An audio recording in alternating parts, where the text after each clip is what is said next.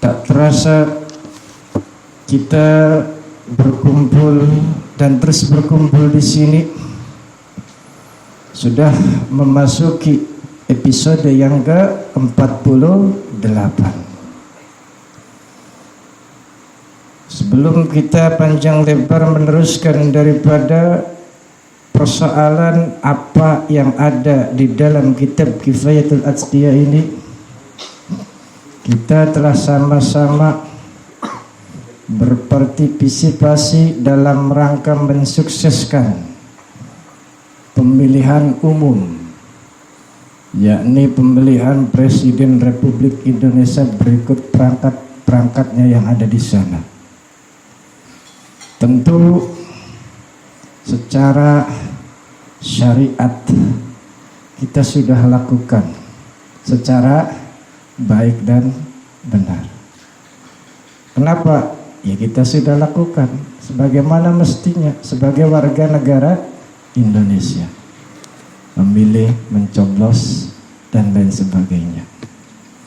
Tapi ketika kita di dunia ini dihadapkan dengan suatu hakikat yang ada di dunia ini, maka ingat yang namanya manusia itu ketika diciptakan oleh Allah Subhanahu wa taala, hakikatnya tidak bisa apa-apa. Jadi manusia siapapun yang hidup di dunia ini tidak bisa apa-apa, benar-benar tidak bisa apa-apa. Makanya secara hakikat manusia itu ketika dihadapkan dengan adanya pilihan-pilihan yang ada, pertanyaannya, bisa memilih tidak hakikatnya manusia itu? Tidak bisa. Karena apa? Yang kita manusia, orang bisa apa-apa, hakikatnya seperti itu. Karena ketidakbisaan kita, maka kita yakin apa yang dipilihkan oleh Allah untuk kita melalui syariat atau ikhtiar yang sudah kita lakukan, itu adalah pilihan yang dipilih oleh Allah Subhanahu wa taala berdasarkan hati nurani. Ya, kembali lagi ketika kita memilih, ya jangankan tiga, 1, 2, 3 calonnya, 2 saja susah. Ya, sok Pak Muslimin, pilih 1 atau 2. Ya, susah. 1 atau 2, 2 atau 1, pilih aku atau dia, mana yang kau suka. Susah menentukannya kalau secara hakikat. Makanya ketika kita berbicara secara hakikat, kita manusia sudah berusaha dan hakikatnya memang ya, ketika yang kita lakukan semuanya itu dari Allah.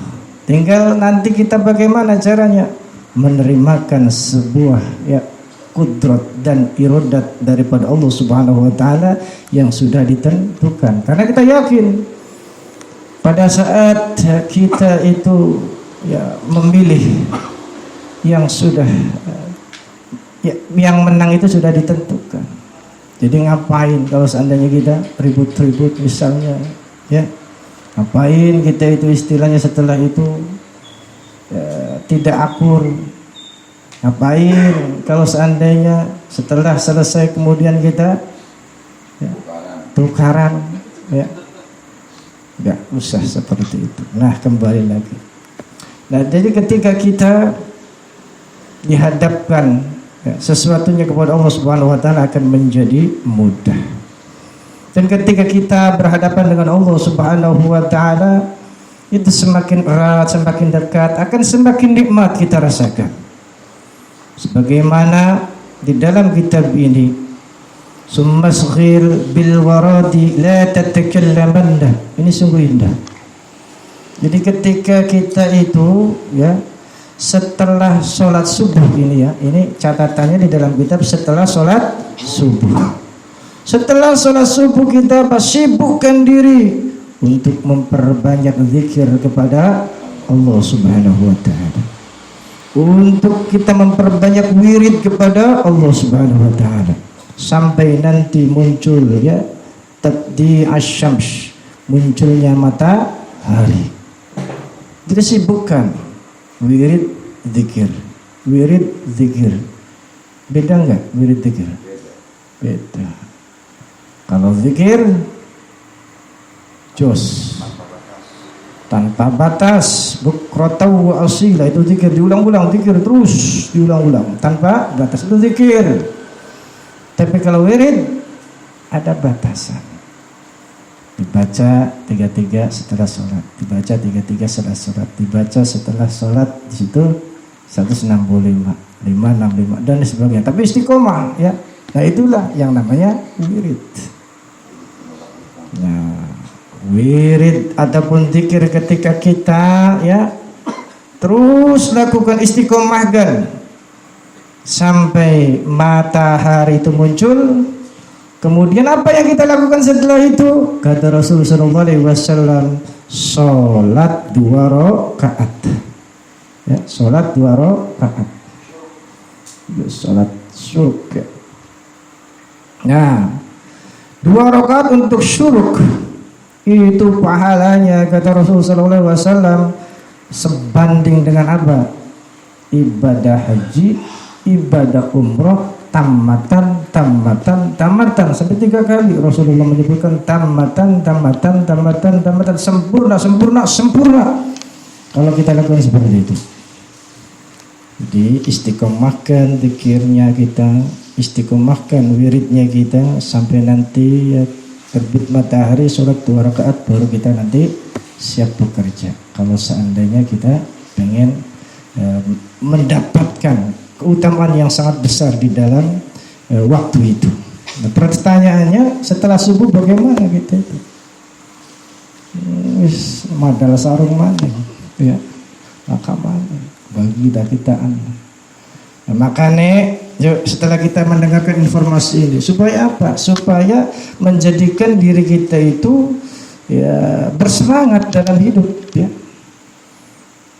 Bekerja juga kalau seandainya sebelumnya kita sudah tata, sudah atur rapi ya, sebagaimana yang disunnahkan oleh Rasulullah SAW tadi, setelah subuh jangan tidur lagi tapi siap-siap ya, menjelang siang itu kita lakukan ya, ibadahnya yang lain seperti zikir. Kemudian sebelum berangkat bekerja 2 rakaat, insya Allah akan sangat luar biasa dalam hidup kita. Ya, pertanyaan berikutnya, setelah kita lakukan zikir ataupun wirid, apakah ada yang lainnya? Banyak ya, banyak seperti baca Quran ya, seperti tafakur. Ya, tafakur itu apa sih? Apa tafakur?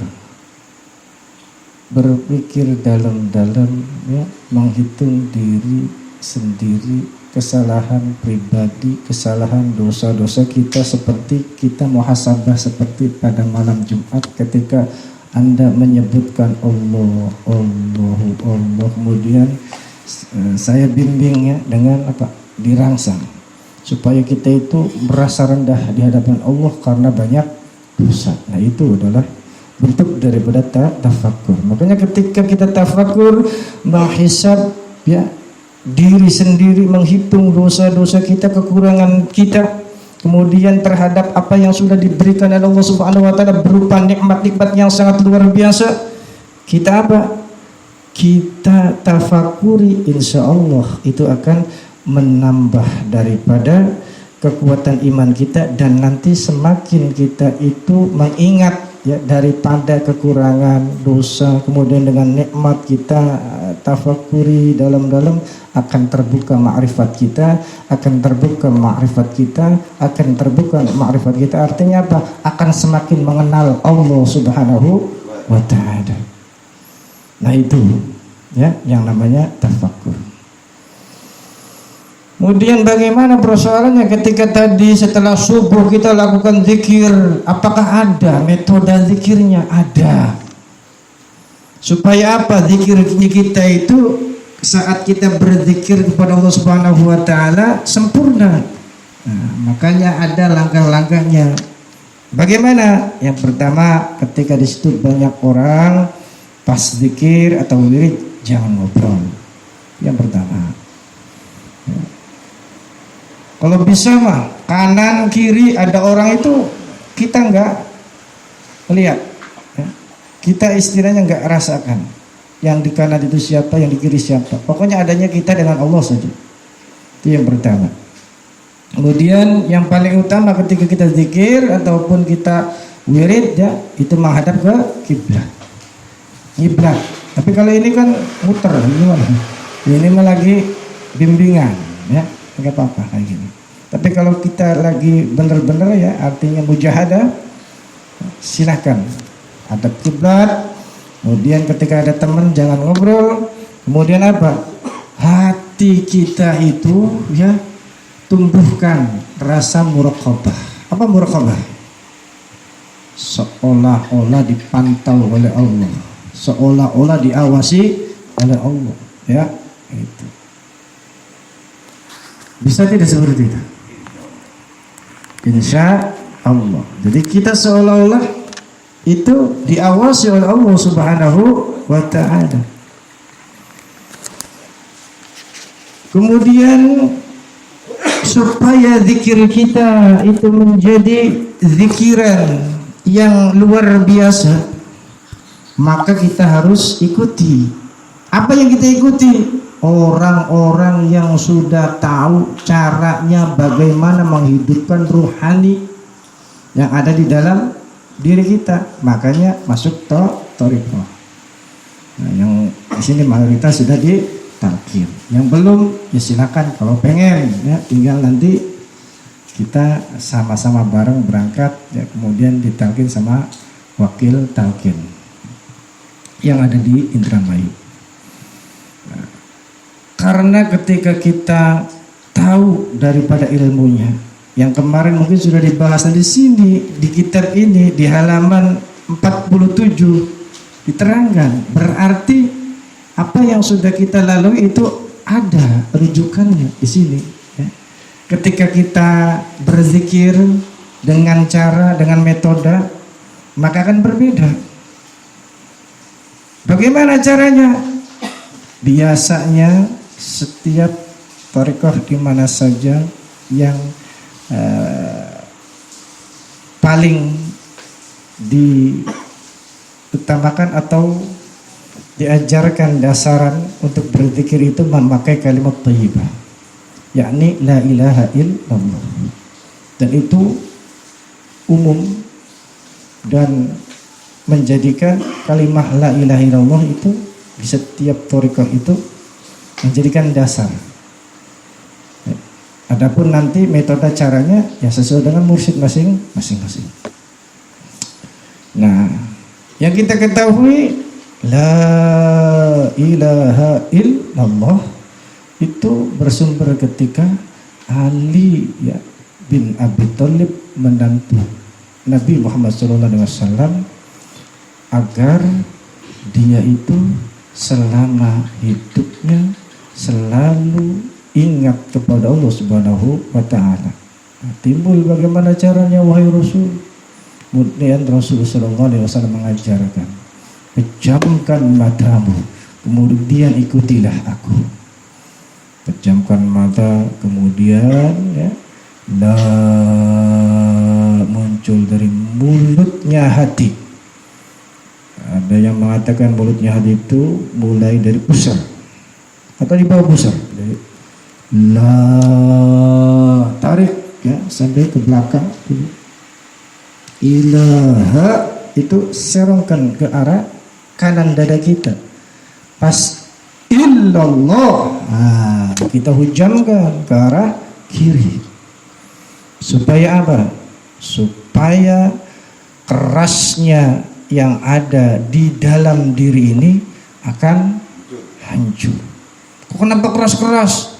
Ya karena kitanya itu ya ruhani ya, atau katakanlah hati kita itu memang keras, harus dipukul dengan yang keras. Kalau nggak keras ya nggak mempan. Makanya guru mursyid mengajarkan jahar, sabat hujamkan ke arah kiri, illallah la ilaha illallah la ilaha illallah la ilaha illallah, terus sampai benar-benar kita merasakan betapa nikmatnya kalimat yang kita sebutkan. Dan ketika kalimat itu sudah masuk ke dalam diri kita, akan menjadi cahaya. Makanya ada bahasa la tarabihi naran wa nawwara atau wa nurun hasilan. Hasilnya ketika kita mengucapkan lafaz kalimat la ilaha illallah dengan bimbingan ya, dengan mursyid, kemudian kita amalkan, istiqomahkan tiap hari, insya Allah di situ zikir itu ketika laksana api menurut daripada kitab Kifayatul Azkiyah nanti akan menghasilkan cahaya. Nah, cahaya itulah yang nanti akan menerangi hati kita. Kemudian diri kita ini akan apa? Akan dipermudah melakukan ketaatan, akan dipermudah enteng melakukan ibadah dan kebaikan-kebaikan, kesolehan-kesolehan, sehingga di dalam diri kita itu nanti akan senang dengan ketaatan dan ketaatan. Karena apa? Sumbernya sudah baik. Dan ketika kita semakin hati itu dilatih, semakin hati itu kita istilah kata bersihkan dengan kalimat tadi. Kalau dalam bahasa hati itu kalau laksana cermin, ketika cermin itu sudah sangat bersih, maka dia akan mampu melihat ya, yang ada di sekelilingnya. Nah, artinya apa? Ketika hati kita sudah menjadi bersih, kotoran-kotoran dosa, sifat tercela sudah keluar dari dalam diri kita, kemudian tadi kita ya senang melakukan ketaatan, menghiasi dengan amal-amal ketaatan dan sifat-sifat terpuji, maka sir yang ada di dalam diri ini mampu melihat Allah Subhanahu wa Ta'ala seperti kaca yang kinclong, nanti akan tahu ya. Kalau istilah bayangan mah, oh di sana bentuknya seperti itu, hanya seperti itu ya. Tapi itu antara dirimu dengan Allah. Tidak bisa diceritakan yang di samping tidak bisa. Itu pengalaman rohani masing-masing. Apakah bisa? Ya bisa, karena apa? Ya Rasul yang menjelaskan seperti itu, Rasul yang mengajarkan seperti itu, dan Rasul sendiri pernah berjumpa. Berarti apa? Kita insya Allah bisa seperti itu juga. Kalau seandainya kita apa? Terus ya ditarbiyah, ya dilatih, kemudian setelah ditarbiyah terus kita bermujahadah, bersungguh-sungguh sampai kita benar-benar tadi ya zikir yang laksana api tadi, membakar semua kotoran-kotoran yang tercela, kemudian kita bisa ya melakukan hal-hal yang bisa menghiasi hati kita dengan sifat-sifat terpuji. Nanti kata Imam Ghazali, ketika takhalli sudah selesai tahapannya, kemudian tahallinya sudah selesai, baru kita akan menjadi orang-orang yang bisa tajalli, bisa nampak jelas siapa yang menjadi Tuhan kita. Nah itu tinggal bagaimana kita mengistiqomahkan dan kita ya terus menerus ya mengamalkan zikir dan wirid yang kita amalkan. Karena wirid dan zikir yang kita amalkan tadi nanti seperti lampu, terangnya itu ya sesuai dengan kadar daripada zikir kita dalam hidup kita.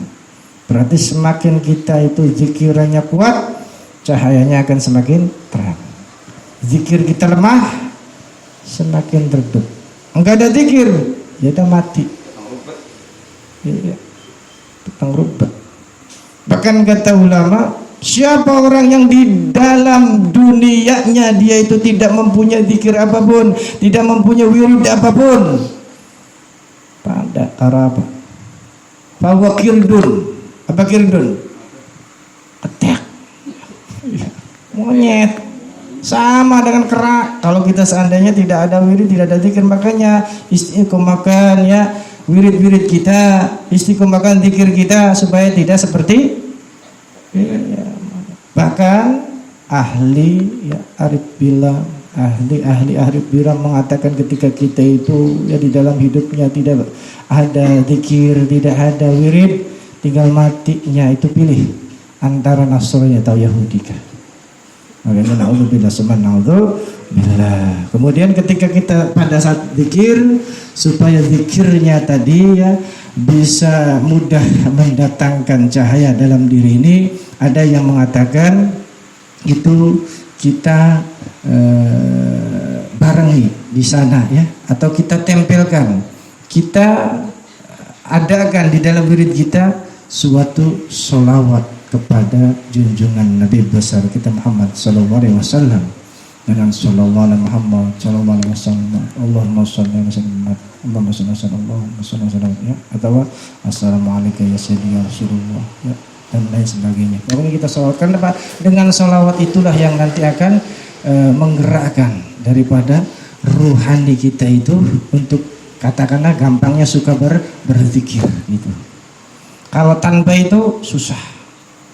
Jadi resepnya kalau kita pengen mudah ya tadi cintai Nabi Muhammad ya, kita sering-sering baca salawat. Semoga apa? Supaya kita itu ruhani kita dimudahkan oleh Allah Subhanahu wa taala menjadi ruhani-ruhani yang baik, menjadi ruhani-ruhani hidup, menjadi ruhani-ruhani yang selalu menyebut nama Allah Subhanahu wa taala melalui kita cinta kepada Nabi Muhammad sallallahu alaihi wasallam. Nah, itu adalah yang bisa disampaikan pada malam hari ini.